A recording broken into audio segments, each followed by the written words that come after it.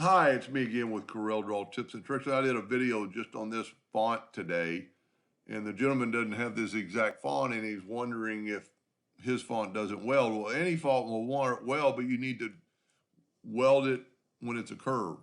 So this is still a font. It's Cooper Black. Let's go to the shape tool and do what we did earlier today. We actually used the word welcome, but this will work.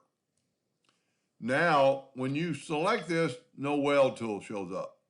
There's a particular order you need to do this in.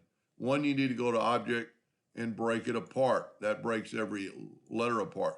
Then group it. Still no weld tool because the weld would not work on a text. So you need to go to Object and convert it to curve. Then you can select it all and you can weld it. And that's perfectly the way you want it to look.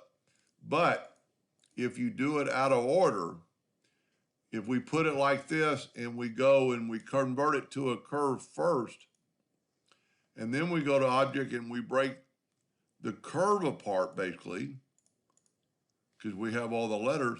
Now watch what happens when we weld it. All the interior parts will go out. So when you're doing a text, break it apart first.